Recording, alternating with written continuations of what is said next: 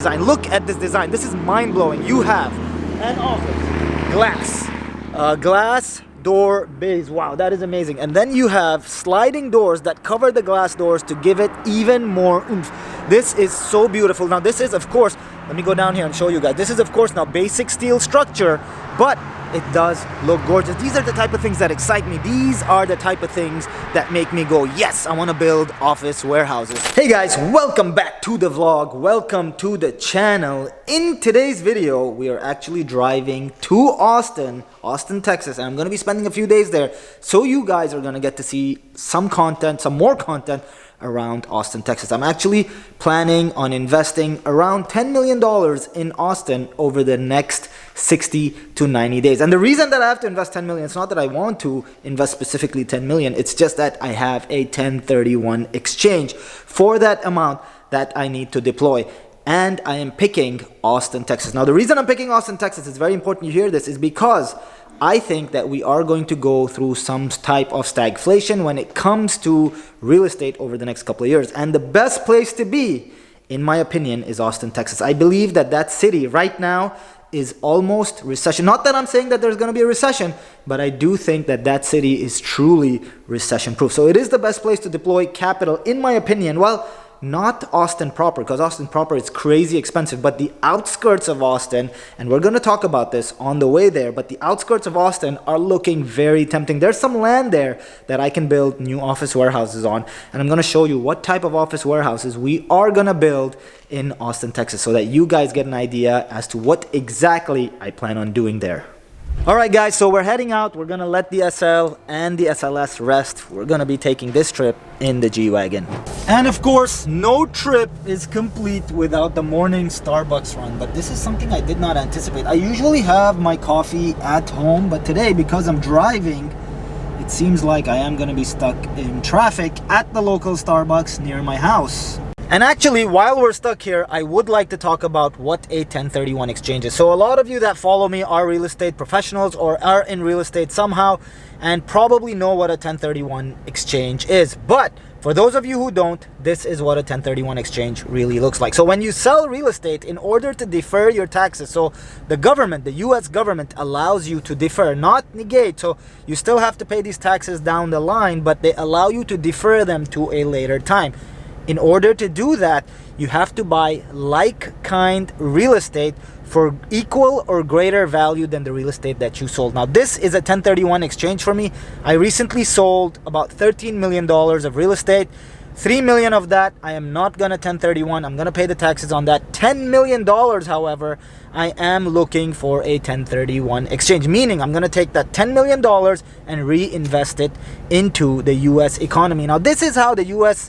government kind of keeps the people who are invested in real estate continuously investing in real estate, and this is what really moves the market. The fact that people are deferring their taxes for generations in some cases just to be able to defer taxes. So they continue to 1031 exchange into larger and larger properties. This allows the IRS and the US government to eventually tax them at mega million dollars. Like, I'm deferring taxes right now at 10 million. Eventually, someday, this will become maybe 20, 30, 40 million, and I decide to pull out, I will have to pay taxes at that point. I think it's a really smart way to keep everybody who's invested in real estate continuously investing in real estate. And 1031s actually are the best kind of buyer. So when I sell my property, I actually purposefully look for 1031 exchange buyers, because I know that they're going to close, they're going to buy, because they're forced to. Otherwise, they're going to have to pay Uncle Sam a lot of money. And in a lot of cases, these people don't really want to do that. So it is very important for the U.S. economy to continuously have these 1031 exchanges so that we can keep rolling our money into real estate. Now, of course, the disadvantage is that we do not pay taxes for a very, very long time, because we keep deferring the taxes to a later time. And in some cases, people have been able to defer them for a very long time and then use other strategies, which I can discuss in a later video, to then not pay them even at that larger scale.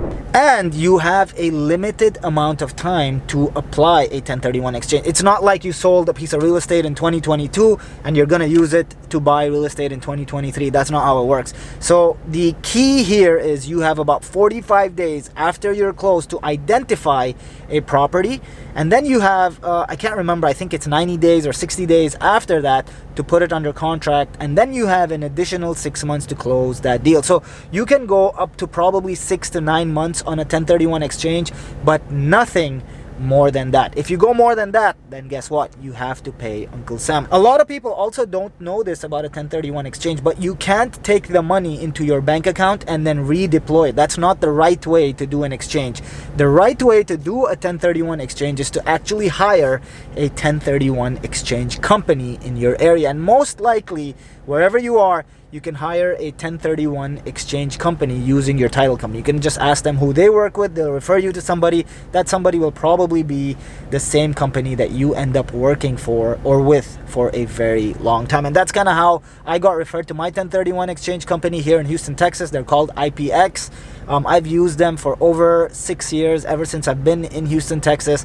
And, you know, it's a fairly simple process. It's not like a very complex thing that you would need a lot of service. They basically open up a bank account, the money goes in there, they hold it for you until you are ready to deploy, and then they deploy it for you. So it's a fairly simple process, in my opinion. Nothing too fancy. So yeah, guys, that is what a 1031 exchange is, and I think it is important that you guys learn through me or through Google what a 1031 exchange is if you plan on investing in real estate, because you will need it for sure. Now, costs of a 1031 exchange can vary. I've heard $1,000 to $2,000 for someone to facilitate the 1031 exchange for you, and that is really kind of where the price stops. $2,000 is on the high end, $1,000 is on the low end. I pay about $1,500 to my 1031 exchange agent, and that is kind of the cost of the entire process. And it ends up saving you, in my case, it'll end up saving me probably $1 million in taxes. So 1031 exchange is very important. You need to do them for sure if you are investing or plan on investing in real estate. All right, it's finally almost our turn to order. Hi, how you doing today? Hey, I'm good. How are you? I'm doing great. I appreciate you asking. What can I get for you? Could I just get a tall flat white with oat milk and 1 sugar? Tall flat white, oat milk, 1 sugar. Yes, sir. That'll be all. What was the name? Ali. 579, Ali. Thank Perfect. Thank you. Man, this line is just not moving. Take a look at how many cars are coming here for Starbucks in the morning. Now, just to be clear, I actually have my coffee at home because I think spending $5 on a cup of coffee is pretty stupid, but I am going on a road trip, so I do enjoy my coffee while driving. So I decided to stop here, and obviously it's gonna delay me at least 15 minutes just because of the line. But that's okay. The tax savings are more than worth it.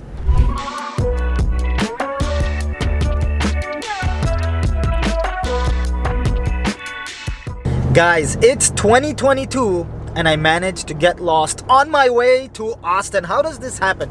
I have my navigation on. I didn't listen to the first couple of instructions because I thought I could save time. Obviously, I added a bunch of time. I've been on the road for like an hour and a half and I still have an hour and a half to go. So listen to the navigation is what I have learned. I'm in the middle of nowhere in Texas on my way from Houston to Austin. This is crazy. This is like, I'm in like some small town, and it's like I said, it's in the middle of nowhere, and I have no idea how I got here. And my navigation is telling me to go like swerve in between the town in order for me to be able to get to Austin. This is crazy. Like, I don't know how I did it. Although, you know what? This town's kind of cute. Look at this. It's actually a pretty cool, cute town square. I'm kind of glad sometimes, you know, that my navigation does things. Oh, look at that. That's like a town hall. And this is like the little town. It's actually pretty cute, believe it or not. I'm not supposed to be here, but I am. And I guess it is what it is. Although cute town, not too bad. It is vacant. There's a lot of vacancies here, so obviously not too much of a population, but nice place nonetheless. You know what? Everything happens for a reason. Let me show you guys a development in the middle of the town that I think is amazing. And that applies to all of us over here. So look at this. This is storage units in the middle of the town, exposed, and it says Space Center. And look at it, beautiful, completely automated. This person is probably making a killing and is fully occupied. And look at this, you got more office warehouse. Obviously, there's a post office that's really old. But anyways, you got like a lot of steel construction in the neighborhood. Here's another one. It doesn't look pretty, but like I said, these are fully automated, really good investments in, I guess this is a tertiary market. So like, not the secondary market, a tertiary market indeed. We are continuing to drive on our way to Austin, and I can't believe that we got lost.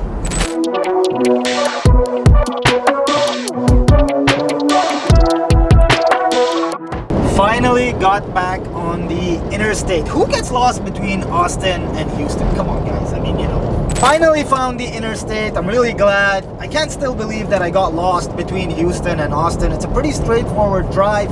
Very simple. I actually know people who do it quite often, and this would be a very fun conversation to have with them, that I managed to lose my directions between Houston and Austin, I'm sure. Now, before we get to Austin, I actually want to show you guys the piece of land that I am interested in on the outskirts of Austin, north of Bastrop, Texas. I've been talking about Bastrop, Texas for quite some time. I'm actually interested in a parcel north of Bastrop. It's a 12-acre parcel, and I've been negotiating with the seller for quite some time. A lot of you ask me, Hamza, what do you look for in land when you are buying land, right? And I'm going to show you this specific piece of property, but before that, I'm just going to quickly talk about how this land came to be. So this land has a high tension power line running right through it. I believe it's 12 to 15 acres, they're right about there.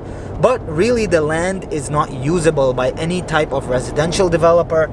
It is not usable by any type of commercial developer. It is not used by even RV parks or mobile home parks because of this high tension power line, and I can actually see that. So let me flip it and I'm going to show it to you guys real quick. So this over here is the land that I'm talking about. As you guys can clearly see, there is a high tension power line running through it. This specifically is the parcel that I am interested in, and the thing about it is really not usable by a lot of people. A lot of people can't really do much with this parcel because of these lines running through it.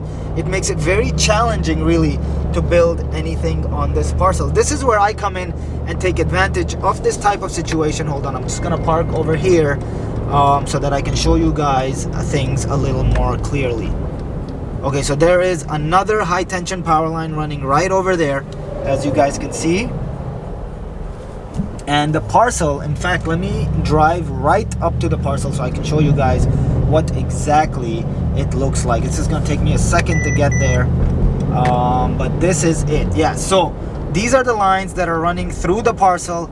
This is the parcel that I'm interested in. Now I can actually build quite a lot of stuff here as far as office warehouses are concerned. Now these people may not be able to build because of these power lines much real estate over here, but I can actually build quite a lot of stuff. Let me in fact take you guys on the other side of the property and show you guys exactly what it looks like. Okay, so this is the other side of the street, and as you guys can see, look at how massive these power lines are. So these are high tension. The other ones I had shown you were actually low tension lines, and I don't know how much you guys can see, but look at exactly what this is. So this is a high tension power line, and it's running straight through the 12 acres. And in this case, this land is almost not usable by a lot of people, but I can actually build roads and I can build a beautiful industrial warehouse park right around over here.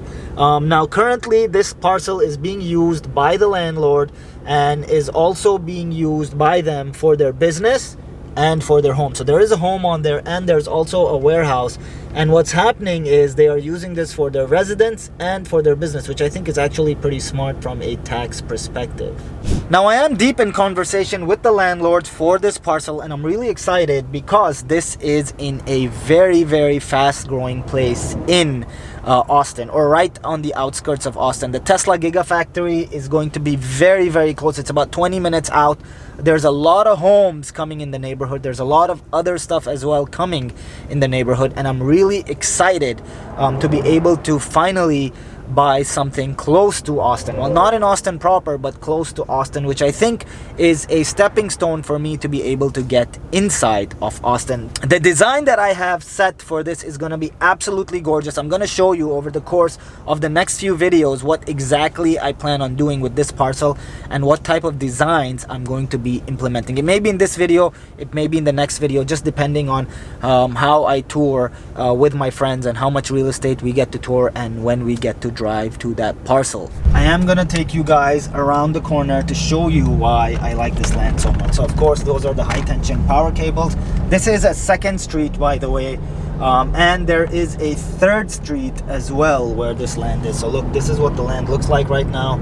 I would say it's pretty clear. It actually has this little cute lake in it as well, and this is some type of a small lake house on the parcel. And this is the third street that this land is on. So the land is currently on 3 streets. Really beautiful piece of land. The only problem, which is a major problem, are, as you guys can clearly see, these high tension power lines. Now, I'm not going to be too worried about, being able to utilize them because I am building a business park. I think it'll be very beautiful and street facing. So I think it'll be really nice as far as developments are concerned. That cannot be good. Whatever that is. Ooh, that is a warehouse on fire. I just hope it's nothing serious. Ooh, that whole building is on fire. I can't tell what exactly is going on, and I don't plan on taking a detour, but that does not look good, whatever that is. Wow.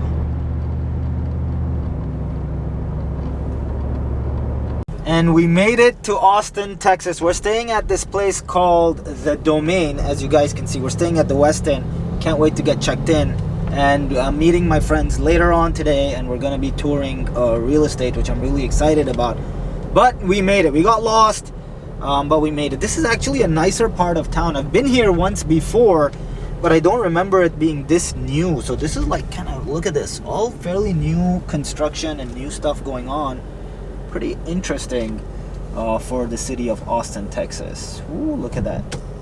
Well, that's what happens when you drive big cars. And of course, look at the plate. That car is from California. Lots of Californians moving to Austin, Texas, of course, as we all clearly know. And that is the sign, I guess the big sign that says you are now in the domain. Look at that, beautiful. Okay, so we're just gonna get checked in, and hopefully my friends are on their way, and we will get checked in, get comfortable, and tour some real estate again very soon.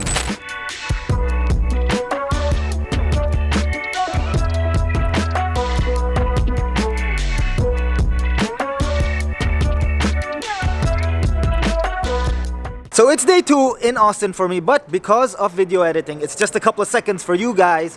I am actually at this beautiful, beautiful office warehouse, and I had to share it with you guys. This is exactly the reason I come to these places, to get ideas, to get, my thoughts in order on my next development. And this project is just too gorgeous. I spotted it from like literally a mile away, and I need to show it to you guys. This exactly is something what I want to do. Now, the office warehouse space, which is what I do, I am a real estate developer, and the office warehouse space that I build has a long ways to go, meaning it is a new asset class, relatively new asset class, a lot of new businesses coming into this space, but I need to share this. So let's walk in and show you guys exactly what these office warehouses are all about. So this, of course, is a warehouse space in here, and I don't know if you guys can see, but it's pretty clear that it's a complete shell of a warehouse. It's fully steel structure. I actually like these, the lighting element they have on top, and I think this is a fascinating development. I mean, this is absolutely beautiful. Look at this, guys. Look at this. They have wooden design elements, steel barn doors, glass store fronts, including glass garage bay areas. Absolutely fascinating. Let's drive it, and I can show you guys a little more of what is going on. Now remember, guys, this is basic steel construction. In fact, this hasn't even been painted. So this is bare steel color with wooden doors, and it's absolutely fascinating. Once again, guys, I have to show you guys this entire development because this is absolutely gorgeous. People are coming up with such creative ways to bring businesses into these office warehouses. It is absolutely phenomenal. I can't wait to see what type of businesses occupy this space. I'm actually going to drive this space once again sometime in the future to figure out what type of businesses are coming to this business park. And of course, we couldn't come to Austin and not visit COTA, Circuit of the Americas. There is actually a track day going on right now. I don't know if you guys can see this, but there are cars on the track that are going absolutely crazy. I love hearing the sound. They sound so much fun, and it looks like it is a lot of fun for those guys who are driving the cars. Well, unfortunately, I'm here, but they're in there having a great time.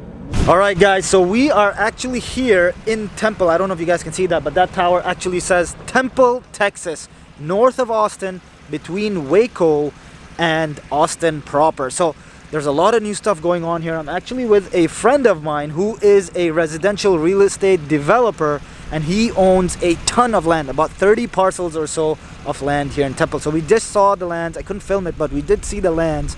They're looking good. Once again, this city kind of is like the upcoming Bastrop. And there is news, it's not sure, but there is news that SpaceX might put their headquarters very close to Temple, Texas, which is of course going to cause all the real estate prices to inflate, just like Bastrop when Tesla came into Bastrop. And it's going to be crazy. Again, this could be a potential 10x opportunity. I don't know, I'm not sure yet because I need to do my own due diligence. I haven't done any due diligence on Temple, Texas. I'm just relying on him, of course. Just so you guys know, he is a friend of mine from my Dubai days. So we've been friends for like a very, very long time. He lives in Austin, develops real estate here. I live in Houston, I develop real estate there. I can see a partnership brewing, and there may be some content around that that's going to come, and we will discuss that, of course. But we are currently in Temple, Texas. I just want to be transparent and let you guys know exactly what is going on, and that is kind of what I have going on right now. We did see the parcels. If I can film a few parcels, I will, and show you guys exactly what I am looking at. Guys, look at how much action there is in this area. Brand new multifamily development. All right, guys, I just got home, back to Houston, back to life. We saw a lot of properties that I couldn't cover on the vlog, but guess what? I am going to be making a part 2, well, a part 3 technically, on this video because there's just way too much content to cover in these short trips that I'm taking. So I'm going to be back in Austin hopefully soon, and I am going to be covering more content, and hopefully I'll have someone with me to help me film, and that way I will be having assistance in showing you guys and guiding you guys as to where exactly I think you should be investing close to Austin, Texas. Just like that, I'm gonna see you guys next video. Take care and stay safe.